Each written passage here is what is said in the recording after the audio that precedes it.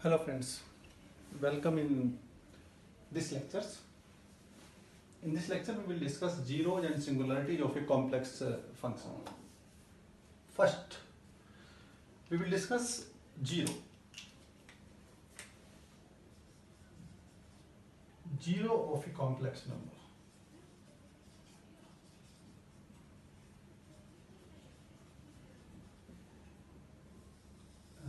Zero of a complex function.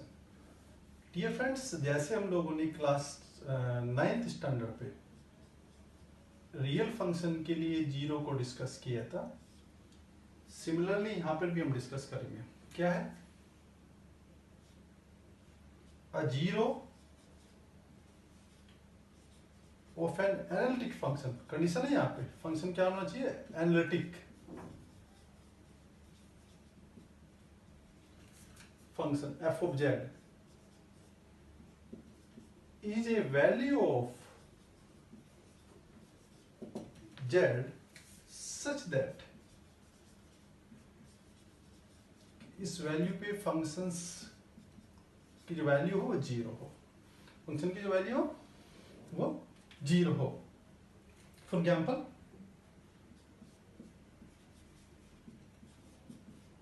हम ये example ले रहे हैं.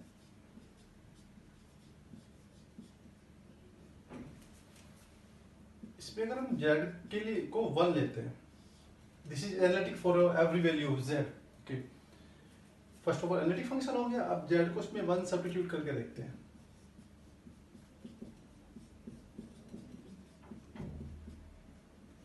It comes out to be 0. Therefore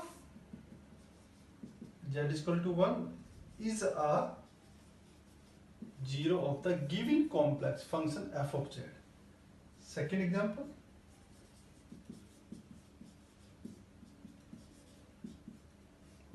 one plus iota. इसके लिए चेक करते हैं, सब्स्टिट्यूट करें.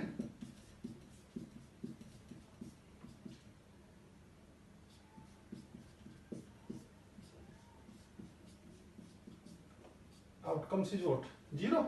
Therefore is a zero of a complex function. which function? जो गिवन है हमें,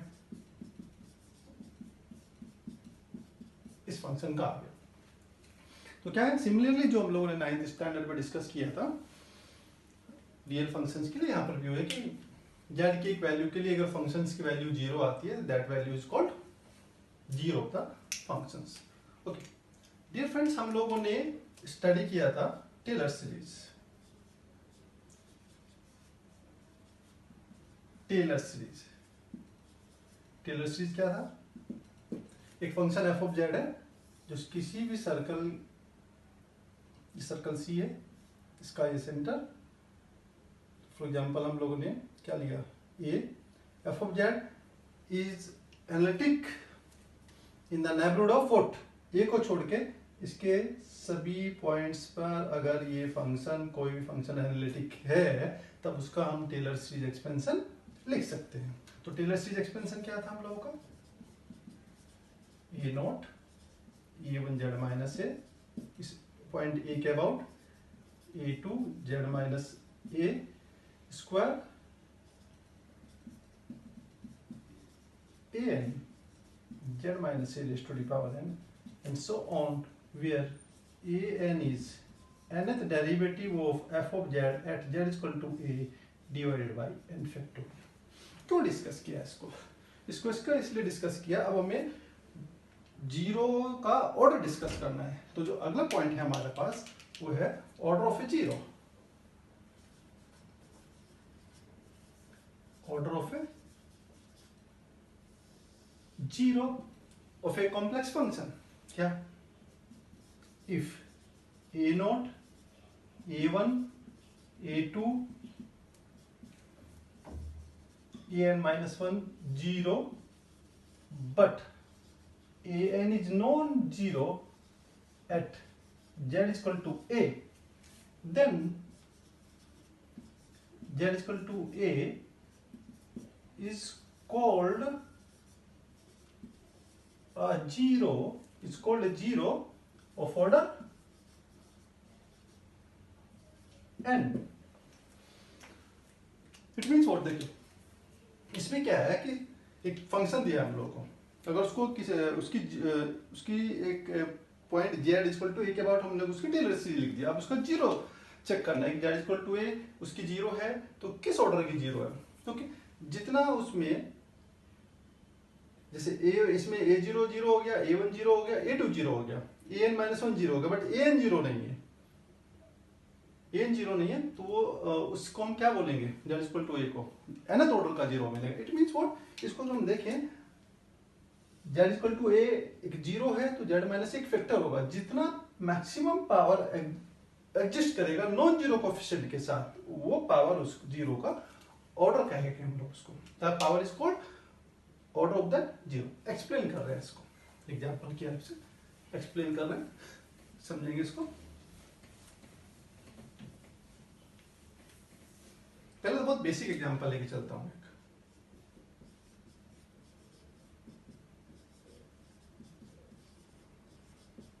ये चीज है, इसको हम क्या लिख सकते हैं, जेड प्लस वन स्क्वायर। अगर इस बात करें इस पॉइंट, इसके लिए of course Z minus one इसकी जीरो है, जैसे जीरो हो गई, किस ऑर्डर की है ये है, किस ऑर्डर की है ये, सेकंड ऑर्डर जीरो। कितने ऑर्डर की है, सेकंड ऑर्डर की जीरो है। क्यों, अगर इसको हम देखें, देखिए अगर इसको मैं बायनोमियल की फॉर्म में लिखना चाहूं, ओ सॉरी टेलर सीरीज में, इससे पहले वाला जो पावर होगा वन पावर का कोफिशिएंट जीरो है नहीं, इसमें कांस्टेंट टर्म भी नहीं है इसमें। इट मींस अगर इसको हम कंपेयर करें, ए नोड भी जीरो आया, ए वन भी जीरो आया, बट अगर यहाँ पे हम देखें दिस इज व्हाट, अगर इससे हम कंपेयर करें a two is what, a two is what one, this is non zero, this is non zero, a two is non zero, therefore this zero is what, second order. तो ये zero किसने order किए, second order किए। और बहुत सारे examples इस पे हम लोग कंसिडर कर सकते हैं। अच्छा, टेलर सीरीज की हेल्प से कैसे डिसाइड कर सकते हैं, okay, taking one more example.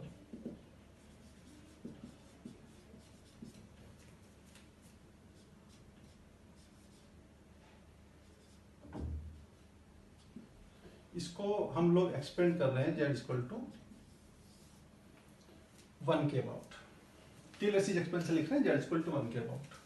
तो first of all what is f of one, zero, इसका फर्स्ट डेरिवेटिव कैलकुलेट करते हैं। सॉरी, ये एग्जांपल चेंज कर रहा हूं, चेक करें, इसको हम लोग ले रहे हैं।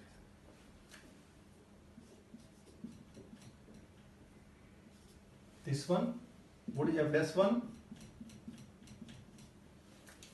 जीरो, सेकंड ऑर्डर हम लोग कैलकुलेट करें,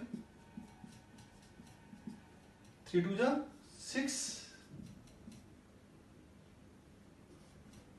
सेकंड ऑर्डर डेरिवेटिव की value z equal to one पे, और इसका थर्ड ऑर्डर कैलकुलेट करें, simply 6। What is the value of third order at z equal to one is what, 6, which is non zero.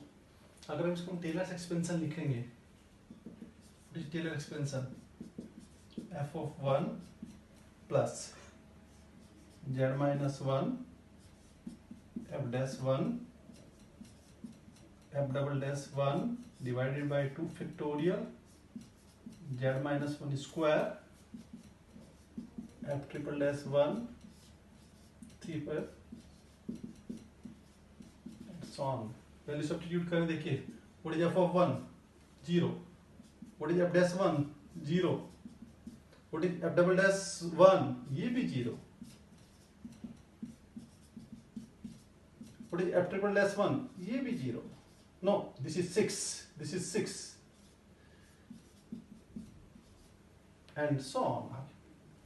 आगे भी हमारे पास आ जाएगा। अगर इसको हम चेक कर रहे हैं यहाँ पे, अगर इसको हम चेक कर रहे हैं, देखिए this is what a nought, this is what a one, this is what a two, this is what a three. A one is zero, A0 is 0, A1 0, A2 0 and A3 0. It means what? Z is equal to 1 in that case is a 0 of order. What order? कितने order का? Order था, order 3. इन shortcut इसको हम ये भी कह सकते हैं, किसी भी फंक्शन का अगर एक 0 दिया है, उसका ऑर्डर चेक करना है, तो हम ये चेक कर ले कि कितने हाईएस्ट ऑर्डर का डेरिवेटिव उस पर्टिकुलर 0 के लिए नॉन जीरो है. So that order is called also zero order of the given analytic function. देखिए इसको कैसे एक्सप्लेन कर रहे हैं. इस केस में जाएं, हमारा f1 0 0 आ गया, फर्स्ट डेरिवेटिव भी 0 आया, सेकंड डेरिवेटिव भी 0 आया, थर्ड डेरिवेटिव हमारा 6 आया, नॉन जीरो आया at z equal to 1. Non zero आ गया ना, क्योंकि हमने अभी एक्सप्लेन किया था कि an is what, nth derivative of function at is equal to a divided by n factorial. It means इसके जीरो या नॉन जीरो की जो पॉसिबिलिटी है वो किस पे डिपेंड करती है, वो इस पे डिपेंड करती है. अगर ये जीरो होगा तो ये भी जीरो होगा, ये नॉन जीरो होगा तो ये भी नॉन जीरो होगा. इट मींस ऑर्डर के लिए क्या इंपॉर्टेंट हो गया, डेरिवेटिव का वैल्यू इंपॉर्टेंट हो गया. तो इस केस में कौन सा ऑर्डर हमारे पास नॉन जीरो आ रहा है कॉन्जुगेटिव में, ये थर्ड ऑर्डर जीरो आ रहा है, थर्ड ऑर्डर नॉन जीरो आ रहा है. तो that's why the z is equal to 1 is a zero of order 3. तो this is all zero of a complex number. And order कैसे डिसाइड करते हैं, क्या होता है ऑर्डर, ये हम लोगों ने भी डिस्कस कर लिया. नेक्स्ट पार्ट है हमारे पास है singularity. What is singularity?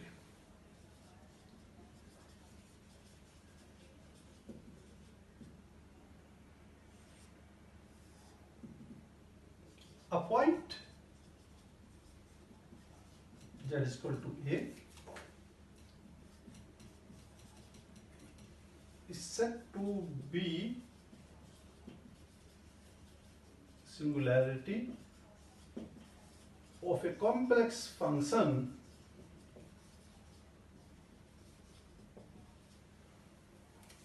f of z if f of z is not analytic at that point. अभी क्या था, अभी तक हम लोगों ने क्या डिस्कस किया था फ्रेंड्स, कि फंक्शन किसी पॉइंट पे है तो एनालिटिक होगा या एनालिटिक नहीं होगा. जिन पॉइंट्स पे फंक्शन एनालिटिक नहीं है वो पॉइंट्स क्या होंगे, सिंगुलर पॉइंट्स या singularity of that complex functions बोलेंगे. ओके, यहाँ पे हमारे पास basically there are two types.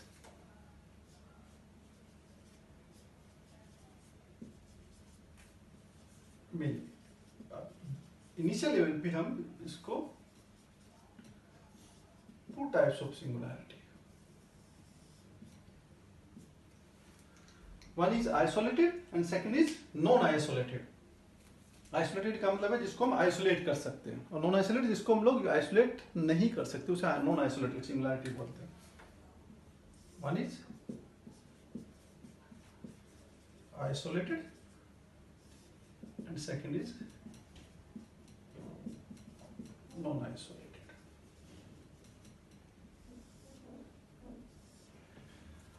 Isolated और नॉन आइसोलेटेड की मीनिंग क्या है, देखिए मैं इसको इस तरह से समझाता हूं आपको. फॉर एग्जाम्पल एक क्लोज रीजन है D,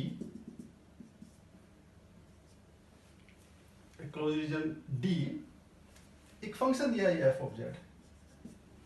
हम ये कह रहे हैं कि f of z is not analytic z is equal to a inside this region, inside this region. ठीक है, यहां तक बात समझ में आ गई. अब हमें क्या करना है, एक बहुत छोटा सा इसके नेबरहुड लेंगे, इसका नेबरहुड ले, ये एक स्मॉल रेडियस का सर्कल ड्रॉ करें. बात एक ही है, से C1. What is C1? C1 is the circle surrounding that point of very very small radius. ये रेडियस ले लिया हम लोगों ने, for example rho, very very small, where rho is positive and very very small. अगर ये function इस neighbourhood के अदर पॉइंट्स पे किसको छोड़ के, z इक्वल टू ए को छोड़ के अदर पॉइंट्स पे एनालिटिक है, तब z equal to a isolated होगी। इट मीन हमने ए को छोड़ दिया, आइसोलेट कर दिया, डेंटिंग कर दिया, है ना। क्या होगा, अदर पॉइंट्स पे क्या है, एनालिटिक है, तब ये क्या होगा हमारे पास, आइसोलेटेड होगी। अगर इस ये के z इक्वल टू ए के नेबरहुड्स पे भी, नेबरिंग पॉइंट्स पे ये फंक्शन एनालिटिक नहीं है, तब ये क्या हो जाएगी, नॉन आइसोलेटेड। इट मींस जो आइसोलेटेड नहीं है वो किस कैटेगरी में चली जाएगी, नॉन आइसोलेटेड में चली जाएगी। तो लिखते कैसे हैं इसको, लिखने का तरीका, इसको लिखने, let z equal to a be a singularity of f of z and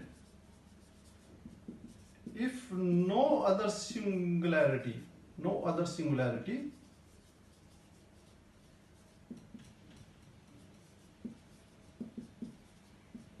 within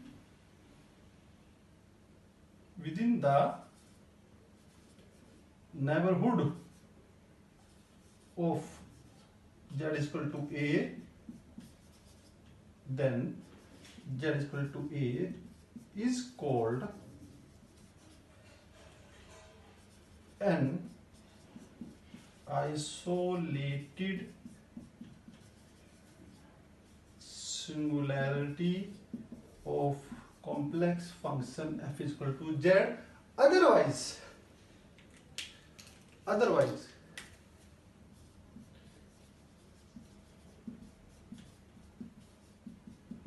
it is called non-isolated.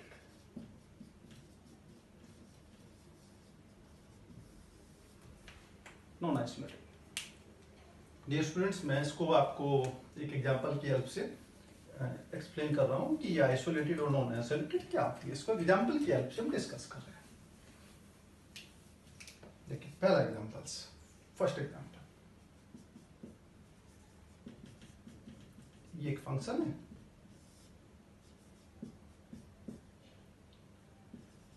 To z plus one. This function is analytic everywhere except z is equal to 1 and z is equal to 2.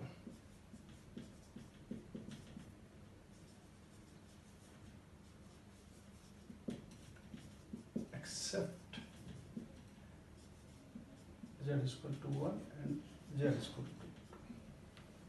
Okay? It means z is equal to 1 and z is equal to 2 are singular points. Yes, singularities किसकी, of f of z. z is equal to 1 and z is equal to 2 are the singularities of f of z. अब ये यहाँ पे ये decide करना है friends कि ये यहाँ पे आइसोलेटेड है या नॉन आइसोलेटेड है। ओके, हम z is equal to 1 की बात करते हैं, डोमेन होगा, z is equal to 1 होगा। अगर मैं इसके एक छोटा सा सर्कल डाल देता हूँ यहाँ पे, इसके जितने भी नेबरिंग पॉइंट्स है, फॉर एग्जांपल यहाँ पे मैं लेता हूँ 0.999 for example, z is equal to 0.999। अब यहाँ पे इसमें सब्स्टिट्यूट करें, अब ये it ceases to be analytic और नॉट, यस, इस केस में अब ये यहाँ पे एनालिटिक होगा। कारण क्यों, क्योंकि z को जैसे मैं 0.999 सब्स्टिट्यूट करूंगा, फंक्शन डिवाइड हो जाएगा। इट मींस व्हाट, केवल प्रॉब्लम किसकी है, केवल z इक्वल टू 1 की है, उसके नेबरिंग पॉइंट्स के लिए तो ये फंक्शन एनालिटिक है। And similarly for z equal to 2 also, z के 2 के आसपास की जैसे हम और वैल्यूज को रखेंगे वेरी नियर टू द 2, अगर उन वैल्यूज को यहाँ सब्स्टिट्यूट करेंगे तो ये फंक्शन क्या होगा, एक डिफाइंड वैल्यू को देगा, एक डिफाइंड वैल्यू को प्रोड्यूस करेगा। तो that's why this function is what analytic except z equal to 1 and z equal to 2 and z equal to 1 and z equal to 2 are कैसी सिंगुलैरिटीज हैं, आइसोलेटेड सिंगुलैरिटीज। क्यों, क्योंकि इनके नेबरहुड्स में जितने भी पॉइंट्स होंगे उन सब पे ये फंक्शन एनालिटिक होगा। गुड। नंबर 2, दूसरा एग्जांपल चेक करेंगे, कोट पाई बाई जेड, इसको ध्यान से समझना है। कोट पाई बाई जेड को क्या लिखते हैं, cos pi by z, cos upon sine ना, सिंगुलरिटीज के लिए डिनोमिनेटर को 0,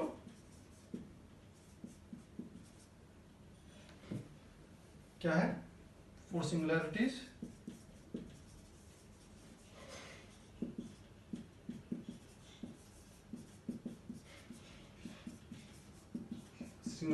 के लिए फ्रेंड्स किसको 0, और ये ट्रिग्नोमेट्रिक इक्वेशन है sin theta equal to 0 means sin n pi where n is equal to what 0, n is equal to 1 2 3 and so on, इसके लिए लेते हैं। तो it means what pi by z is equal to n pi which implies z is equal to 1 upon n और n is equal to 1 2 3 इसलिए यहाँ पे आ गया हमारे पास। Okay okay n is equal to 1 के लिए z is what 1 by 1, 2 के लिए 1 by 2, 1 by 3, z 1 by 4, 1 by 5, 1 by n and dot dot dot 0। ये इसकी क्या आई सिंगुलरिटीज आई, क्या इसकी है सिंगुलरिटीज आई। इनको हम लोगों ने क्या किया, इनको सब्स्टिट्यूट कर दिया 1 2 3 3 4 4। जैसे हम लोग n टेंड्स टू इन्फिनिटी लेंगे, बड़ी बड़ी बहुत बड़ी वैल्यू लेंगे, तो ये क्या आएगा हमारे पास 0 कब as n tends to infinity. इस केस में यहाँ पे चेक करें इसको।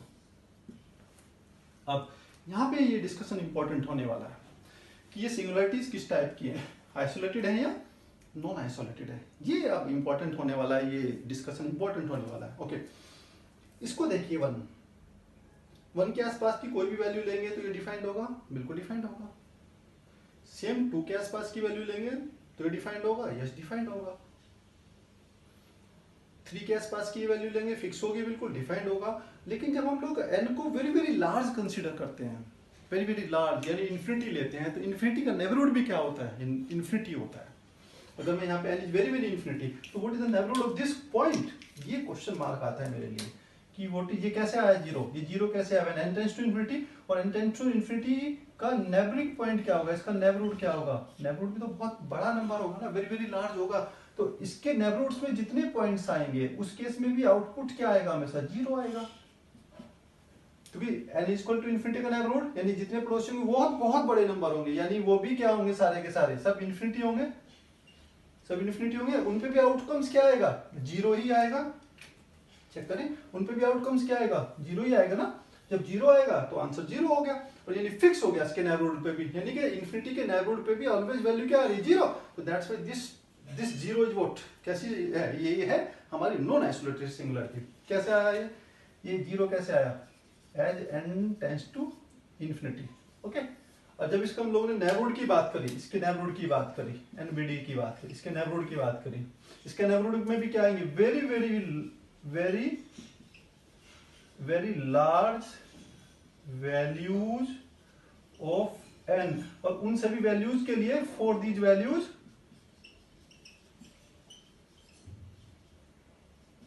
What is z is equal to 1 upon also 0, and it means what कि जितने भी नेबरहुड्स हैं उन पे भी क्या आ रहा है फंक्शन, यहां पर भी इसके नेबरहुड में भी फंक्शन क्या आ रहा है, नॉट एनालिटिक, नॉट एनालिटिक। इसका मतलब इस सिंगुलरिटी को हम लोग आइसोलेट नहीं कर पाए, तो ये सिंगुलरिटी कैसी है, कैसी है, नॉन आइसोलेटेड सिंगुलरिटी है। तो कंक्लूजन क्या लिखेंगे, कंक्लूजन ये लिखेंगे कि यहाँ पे z equal to 1 1 by 2 1 by 3 1 by 4 1 by n are isolated except z equal to 0, और ये कैसी है, ये हमारी नॉन आइसोलेटेड हो गई। ठीक है, अब हम नेक्स्ट पार्ट है, इसमें जो हमारी आइसोलेटेड सिंगुलरिटीज है इसके टाइप्स को डिस्कस कर रहे हैं, इसके टाइप्स को, टाइप्स ऑफ आइसोलेटेड सिंगुलरिटी, और इंपॉर्टेंट रोल प्ले करेगी आगे के हमारे टॉपिक्स में, कॉम्प्लेक्स में, आगे के टॉपिक्स में ये काफी इंपॉर्टेंट रोल प्ले करती है। तो क्या है इसमें, हम लोगों ने लॉरेंट सीरीज पढ़ा था,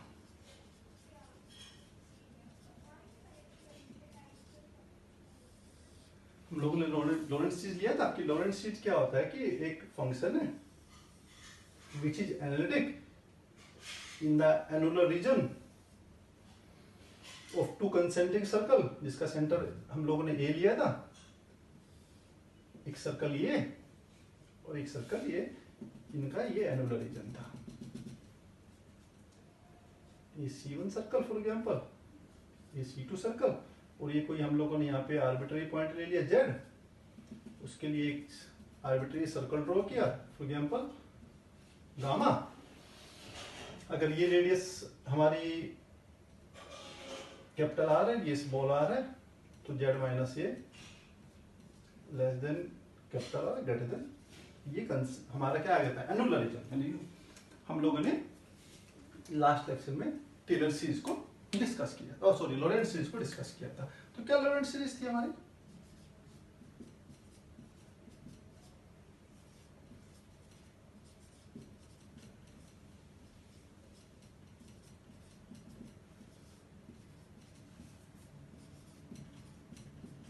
where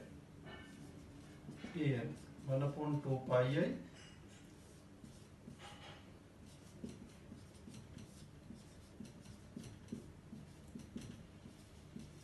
and bn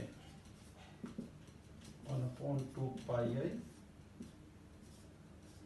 gamma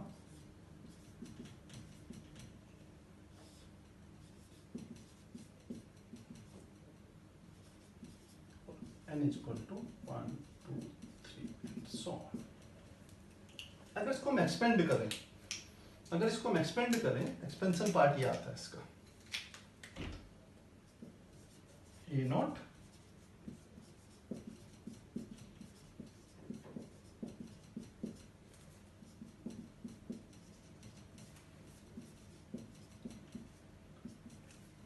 एक पार्ट यहां से स्टार्ट होता है बच्चों,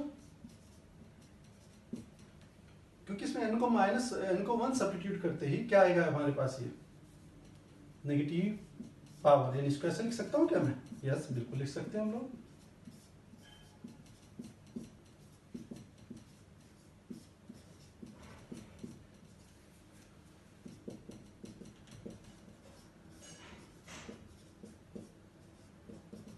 ये हमारे लोग, आप लोग इसको समझें एक बात, इस चीज को ये पार्ट प्योरली एनालिटिक पार्ट है, और इसमें डाउट है, क्योंकि z इक्वल टू ए पे ये एनालिटिक नहीं है।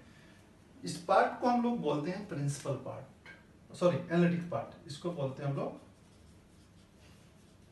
एनालिटिक पार्ट, और इस पार्ट को बोलते हैं हम लोग प्रिंसिपल पार्ट।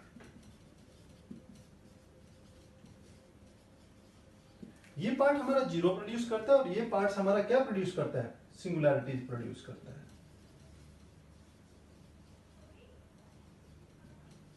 ये सिंगुलैरिटीज प्रोड्यूस करता है ना। अब जो इसका जो टाइप्स है सिंगुलैरिटीज का, वो totally depends on principal part. कैसे? पहला पार्ट, अगर प्रिंसिपल पार्ट में कोई भी टर्म ना हो, no term in principal part,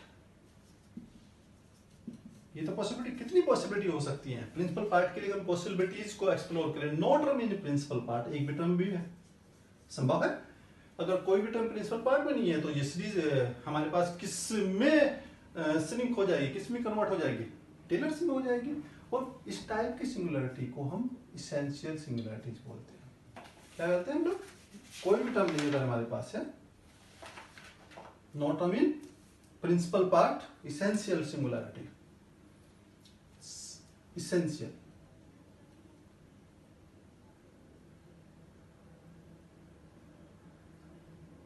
sorry, अगर कोई करेक्ट करें, सभी स्टूडेंट्स करेक्ट करें, no term in principal part, this is called removable singularity.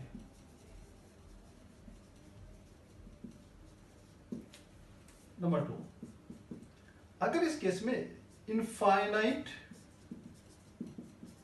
Terms हो इन principal part,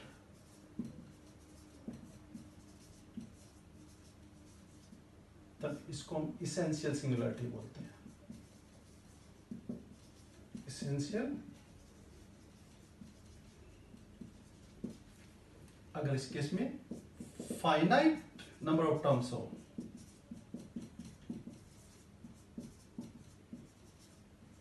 terms in principal part,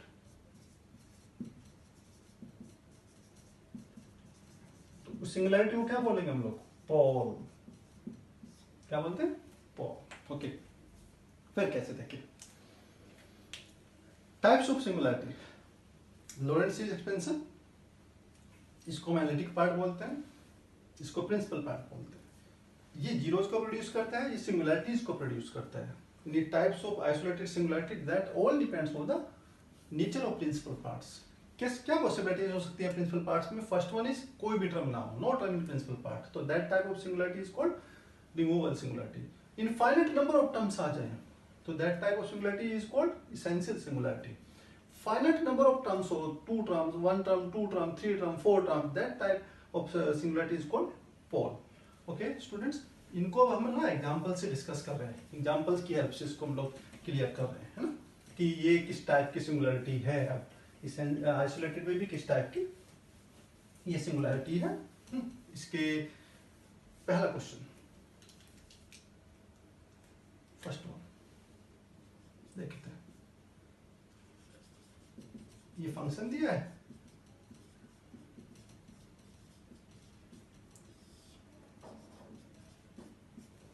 से, और z is equal to a को check करना है। Of course z is equal to a एक singularity है, isolated है। अब किस टाइप की है जरा इसको देख लेते हैं। एक्सपेंशन हमें पता है ये साइन का, what is sine x, x minus x cube upon 3 factorial, x 5 upon 5 factorial and so on. तो what is x in that case? फिर एक्सपेंड करके चेक कर लेते हैं कि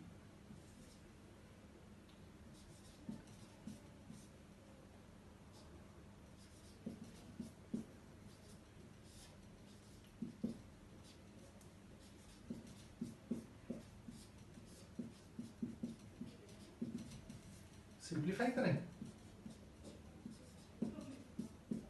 सिंप्लीफाई किया, सिंप्लीफाई करने के बाद क्या ऑब्जर्वेशन है? क्या कोई इसकी नेगेटिव टर्म्स है इसमें? कोई नेगेटिव टर्म्स में नहीं है, यानी इसके प्रिंसिपल पार्ट में कोई टर्म नहीं है। देखिए प्रिंसिपल पार्ट में क्या होती हैं, सारी नेगेटिव पावर्स के साथ होता है, no negative power of z minus a in that case.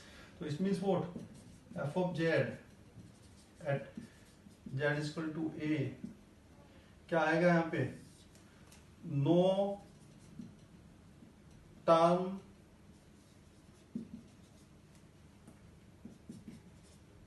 Check करें, इन f of z at z is equal to a, no term in its principal part, तो implies what? z is equal to a is a removable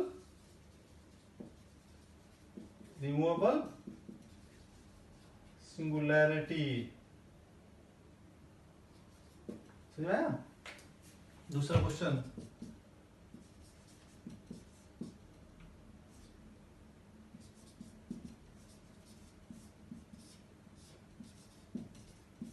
cos of 1 upon z minus a, obviously z is equal to a एक singularity है इसकी, और of course isolated है क्योंकि इसके neighbourhoods में सभी पॉइंट्स पे ये फंक्शन एनालिटिक होगा, इसलिए कैसी है, ये कैसी सिंगुलरिटी? आइसोलेटेड। टाइप चेक करते हैं। एक्सपेंशन पता है कोस की भी हम लोगों को, क्या होता है कोस का एक्सपेंशन? 1 माइनस, बोलिए, 1 minus x square upon 2 factorial plus x 4 upon 4 factorial minus and so on.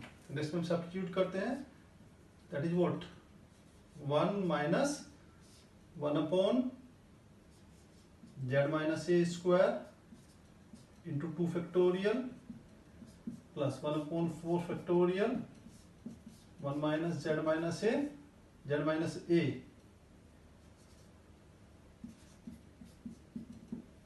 Ji.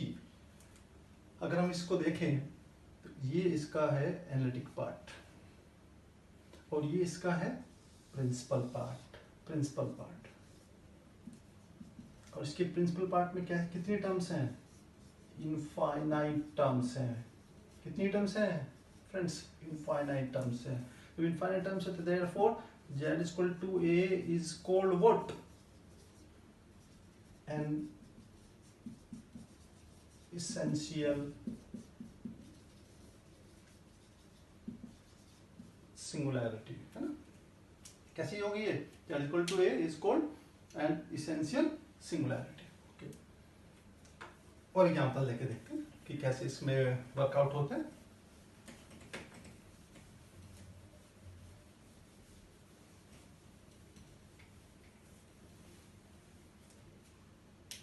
Third,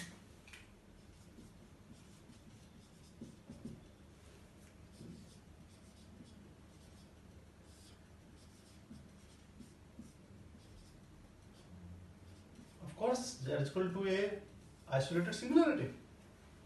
इसको चेक कर लेते हैं किस टाइप की सिंगुलरिटी है। हम लोगों को पता है expansion of e raise to the power x 1 से स्टार्ट होती है, 1 plus z minus a plus 1/2 factorial z minus a square z minus a cube 3 factorial z minus a 4 power 4 factorial and so on. अब जरा इसको अंदर सबको multiply कर दें, क्या आ रहा है हमारे पास 1 से, इससे किया एक पावर कैंसिल आउट हो जाएगी, इससे किया ये, next 1/3 factorial z minus a 4 factorial z minus a square for students 5 factorial. Check किया, चेक कर देखिए, नेगेटिव पावर्स वाली terms these are, positive power वाली terms these are, this is called analytic part and this is what its principal parts. Check कर, इस question में क्या आया, ये that function at z equal to a contains finite number of terms in its principal part. कितनी terms हैं, 3 terms हैं। Therefore z equal to a is a pole, is a pole. और पोल इसमें भी ऑर्डर होता है, 1 order 2 order 3 order. Order कैसे decide करेंगे, नेगेटिव एक्सपोनेंट्स में अगर वो pole finite number of terms है, हाईएस्ट पावर के साथ क्या है, कौन सा टर्म है उसको चेक कर लेते हैं। डिनोमिनेटर में हाईएस्ट पावर के साथ, देखिए 3 है ना, तो pole of order 3, pole of order 3। तो ये हमारे पास इस केस में क्या है, क्योंकि ये फाइनाइट नंबर ऑफ टर्म्स है, तो this is called pole of order 3। या ऐसा भी कह सकते हैं जितनी टर्म्स हैं उतनी ऑर्डर का पोल हो गया। कितनी टर्म्स आएगी इस केस में, 1 2 3 टर्म्स आ गई, तो उतने ऑर्डर का पोल हो गया। तो what is the order of pole, अब यहाँ पे एक नया टास्क आ गया, what is the order of a pole. देखिए, अगर z equal to a is a pole of order m of the function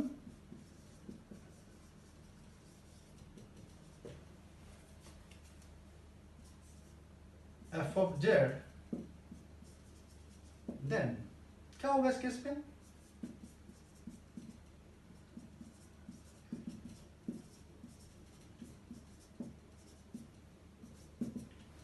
ये तुम्हारा एनालिटिक पार्ट है। प्रिंसिपल पार्ट पे हम कहां तक एक्सटेंड करेंगे, कितनी टर्म्स आएंगी, देखिए कितनी टर्म्स आएंगे, first term, second term and mth term.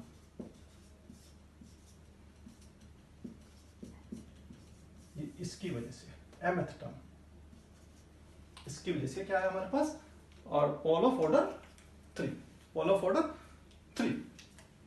Okay students, इसके 1-2 एग्जांपल्स और लेते हैं। ओके फ्रेंड्स, अब हम नेक्स्ट क्वेश्चन ले रहे हैं, find out the zeros and discuss the nature of the singularity of this function. तो फर्स्ट ऑफ ऑल हम जीरोज कैलकुलेट करना चाह रहे हैं। तो जीरोज में क्या करेंगे, फर्स्ट ऑफ ऑल हम फंक्शन को न्यूमरेटर डिनोमिनेटर की फॉर्म में लिख लेंगे, राइट डाउन। तो this is what the denominator, तो ये हमारा न्यूमरेटर और ये डिनोमिनेटर। जीरोज के लिए 4 जीरोज ध्यान रखना है,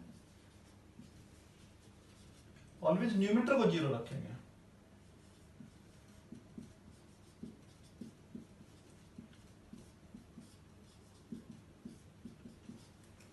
which implies z minus 2 is equal to 0 and sine of equal to 0. This gives you what? z is equal to 2, एक 0 तो ये आई है हमारे पास, और इसमें ट्रिग्नोमेट्रिक इक्वेशंस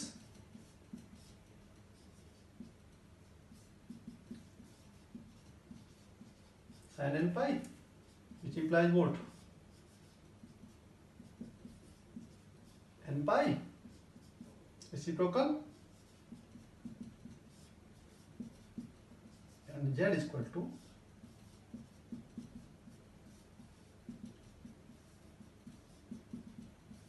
ये जीरोज हो गया। Zeros are zeros of f z are z is equal to 2 and z is equal to 1 upon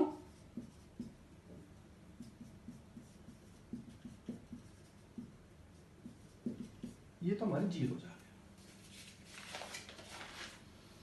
okay, in fact अगर इसमें हम ये जीरो तो नहीं रखेंगे, इसमें n को जीरो तो सब्स्टिट्यूट नहीं कर सकते, यहाँ पे प्लस माइनस भी ले सकते हैं, -1 -2 -3 भी ले सकते हैं इसमें, +-1 +-2 +-3 ये भी होगा हमारे पास, इसको करेक्ट कर लें। n इक्वल टू +-1 +-2, तो ये सब क्या आएगी इनकी वैल्यू, प्लस माइनस के लिए भी, दोनों के लिए आ जाए। What are the zeros? 2 and z is equal to 1 upon n pi plus 1, where n is what? +-1 and +-2 and so on. अब बात आती है इसकी सिंगुलैरिटीज की।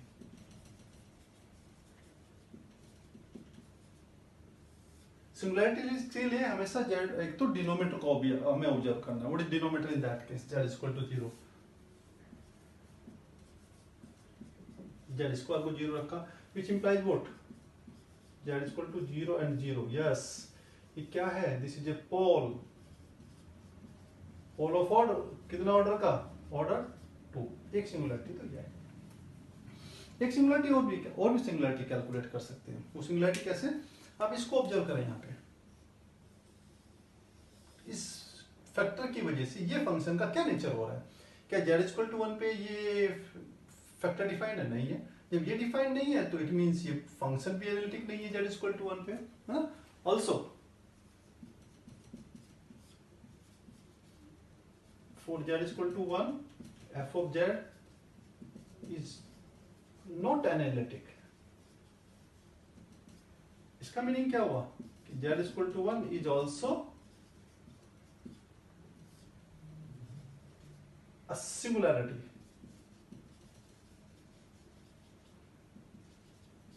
और किस टाइप की सिंगुलैरिटी है? जरा इसको हम लोग इसकी एक्सपेंशन से देख लेते हैं। एक्सपेंशन से कैसे? एक्सपेंशन से f z z-2 upon z square, sine का एक्सपेंशन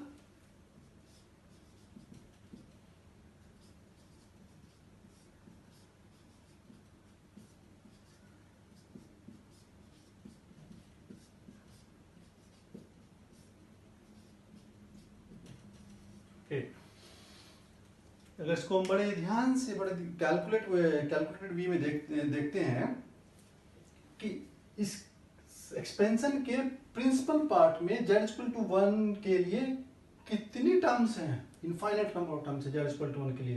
देखिए टर्मिनेट इन योग इनफाइनाइट नंबर ऑफ टर्म्स है। क्या रहा है ये? f of z principal part ऐसे लिखते हैं, principal part of f of z at या अबाउट contains कितनी terms? Infinite number of terms. hence z is equal to 1 is किस टाइप की? is an isolated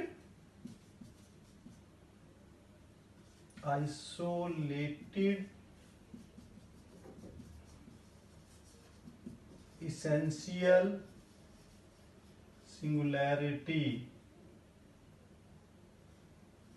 essential singularity। Okay friends, dear students, में हम लोगों ने क्या किया, इसमें दोनों चीज को डिस्कस किया, जीरोज क्या है और इसकी सिंगुलरिटीज क्या है, यानी नेचर क्या है सिंगुलरिटीज की। जीरोज के लिए मैंने कहा कि जो भी न्यूमेरेटर पार्ट है उसको जीरो रखना है, जीरोज के लिए कैलकुलेट किया, ये जीरो हो जाए, और सिंगुलरिटीज के लिए डिनोमिनेटर को ऑब्जर्व करना है। एक तो ये जेड इक्वल टू जीरो पे फंक्शन एनालिटिक नहीं है, तो z equal to zero comma zero.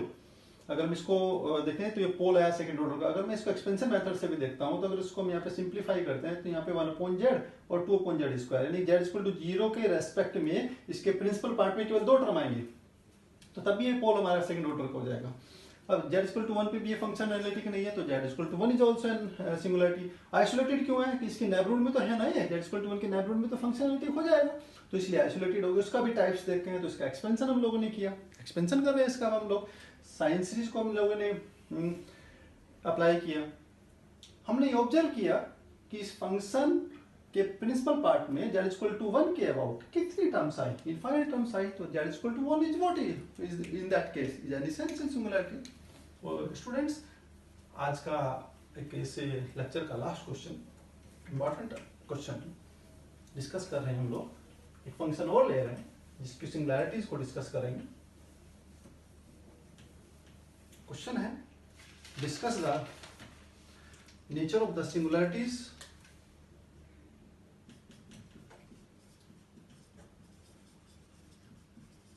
discuss the nature of the singularities of the complex function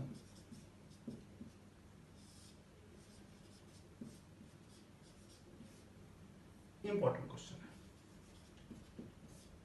important question sir. तो क्या करना है हम लोगों को फॉर सिंगुलरिटीज,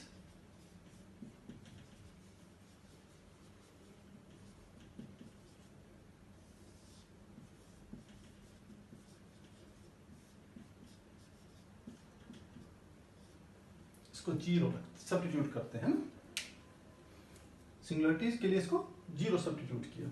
हमें पता है cos theta is equal to zero, trigonometric equation है, which implies what theta is what odd multiple of pi by 2, odd multiple of pi by 2, where n is what 0 plus minus 1 plus minus 2 and so on, odd multiple of pi by 2. That's why here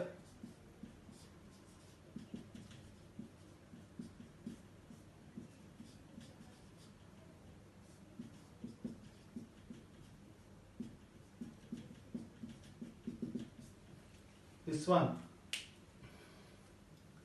और इसमें भी कह रहा है discuss the nature of the singularities of F of Z, this function किस point पे के लिए कह रहा है, पॉइंट पे डिक्लेयर कर दिया, अच्छी बात है, at z equal to zero, zero के लिए हमें जेड इक्वल टू जीरो पे डिस्कस करना है। जेड इक्वल टू जीरो ये किस टाइप की सिंगुलरिटी है, ये हम लोगों को यहाँ पे डिस्कस कर लिया है, ये इंपॉर्टेंट क्वेश्चन होने वाला है। जेड इज व्हाट रेसिप्रोकल,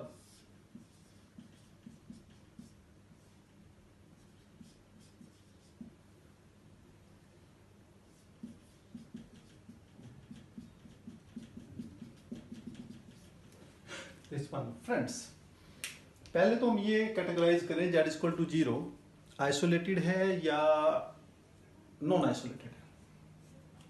इस क्वेश्चन के लिए z equal to zero isolated है या नॉन आइसोलेटेड है। अब यहाँ पे इसको हम देखेंगे, ये जेड जीरो किस केस में, हमें जीरो लेके आना है जेड, तो हमें एन को क्या करना होगा, n is what very very large tends to infinity, तभी हमारा ये जीरो आएगा। That's sure? Yes, sure. When n is very very large, it means tends to infinity. That comes out to be zero. अब इसका neighbourhood check करते हैं,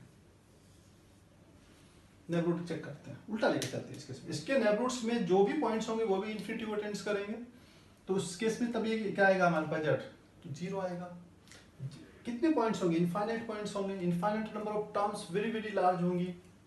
N को हम लोग जैसे जितना बड़ा रखेंगे उतनी बड़ी आपके पास कितनी टर्म्स आती चल जाएंगी, काफी टर्म्स होंगी इस केस में।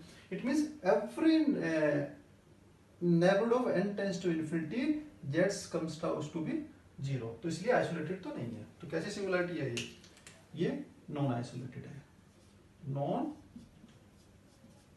आइसोलेटेड। क्यों? कि इसके नेबरहुड में जितने भी पॉइंट्स होंगे वो सब z इक्वल टू 0 देंगे, और z इक्वल टू 0 पे ये फंक्शन क्या आ जाएगा, analytic. It means what, conclusion ये आता है कि z इक्वल टू 0 पे तो फंक्शन एनालिटिक नहीं है, इसके नेबरहुड्स के पॉइंट्स पे ये फंक्शन एनालिटिक नहीं है, इसके नेबरहुड्स के पॉइंट्स पे भी ये फंक्शन एनालिटिक नहीं है। एंड आल्सो इसेंशियल होगी, कैसी होगी, इसेंशियल, क्योंकि इट कंटेन्स इनफाइनाइट, इसका प्रिंसिपल पार्ट कितनी टर्म्स कंटेन करता है, इनफाइनाइट टर्म्स ना। तो ये इसका डिस्क्रिप्शन है। ध्यान से समझिए इस क्वेश्चन को अगेन। वो कहता है discuss the nature of the singularity of this function at z equal to 0। Okay, singularity के लिए हम लोग डिनोमिनेटर को 0 सब्स्टिट्यूट किया, ट्रिग्नोमेट्रिक इक्वेशन लगाए, यहाँ से हम लोगों ने z का वैल्यू कैलकुलेट कर लिया, z का वैल्यू कैलकुलेट कर लिया। It means z when comes out to be 0 when n is very large, और very large का कोई पैरामीटर तो है नहीं। इट मींस अगर हम इसके नेबरहुड की बात करें तो so many points will exist for which z is equal to 0, or in other words we can say that this function is not analytic at z is equal to 0 as well as in the neighborhood of z is equal to 0. That's why that point is non-isolated and also essential. क्योंकि इसका जो limiting point होगा z is equal to 0 is a limit point as n tends to infinity. Also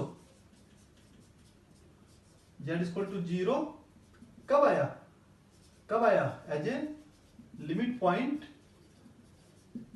as n tends to infinity, यानी n को infinity रखा तभी तो z is equal to 0 है। दूसरे वे में हम ये भी कह सकते हैं, अगर इस कॉन्सेप्ट को लगाए हम लोग इसेंशियलिटी के इस कॉन्सेप्ट को लगाए कि अगर n इंफिनिटी है तभी z इक्वल टू 0 है, यानी कि इसका z इक्वल टू 0 क्या है, इसका लिमिट पॉइंट है as n tends to infinity. In other way this is also non isolated essential singularity. Okay friends, thank you very much. अगर ये आपको लेक्चर पसंद आया लाइक करें, शेयर करें, सब्सक्राइब करें। Thank you.